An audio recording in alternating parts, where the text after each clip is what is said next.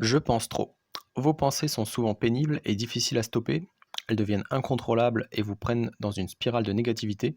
Dans cette vidéo, nous allons voir quelles sont les conséquences à trop penser, pourquoi nous pensons trop et comment faire pour penser normalement à nouveau.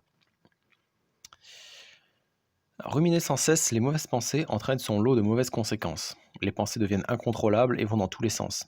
Il est difficile de rester concentré, impossible de penser à quelque chose d'autre sans se disperser.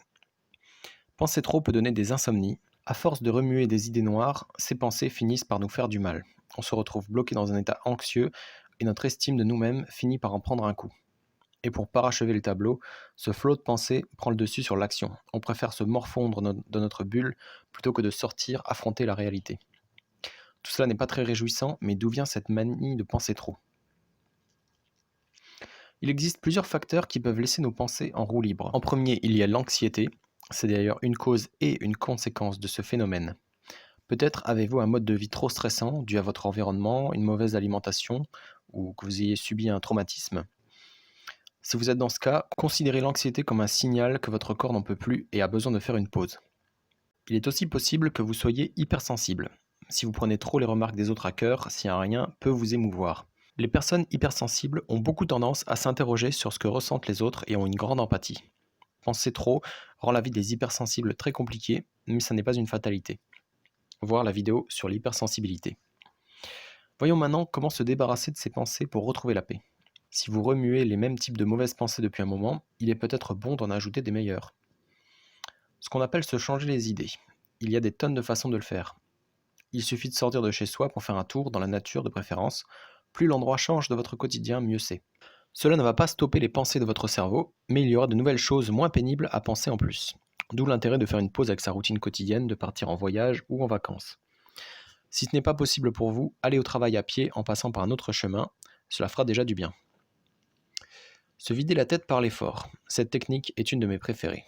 Quand je sens que je rumine trop d'idées mauvaises et que mon corps me paraît engourdi et paresseux, je sors faire une bonne séance de sport. Peu importe celui que vous choisissez, le but est de se défouler pendant 1 heure. Après ça, je vous garantis que vous vous sentirez tellement apaisé qu'il n'y aura plus de place pour la moindre pensée négative. Autre méthode, quand on n'a pas la possibilité de sortir, se défouler en écoutant de la musique permet aussi de se vider la tête. Regarder un bon film, drôle de préférence, lire un livre léger. Autre méthode qui remet les idées en place brutalement, prendre une douche fraîche ou froide pour les courageux. Stopper ses pensées par la méditation. La méditation est un très bon moyen pour améliorer sa capacité de concentration. Pour rappel, méditer consiste à garder son focus sur la respiration le plus longtemps possible et de le ramener à elle à chaque écart.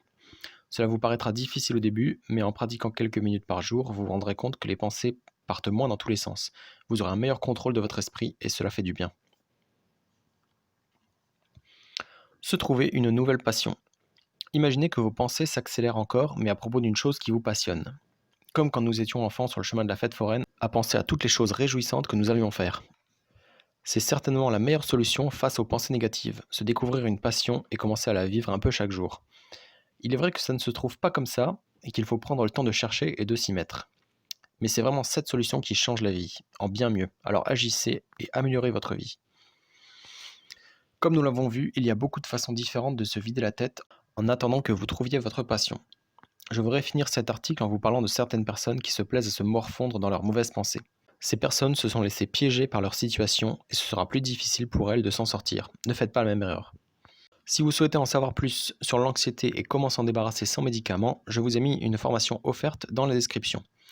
C'est la fin de cette vidéo. Si elle vous a plu, dites-le avec un j'aime et si vous avez des questions, mettez-les en commentaire. D'ici là, prenez soin de vous.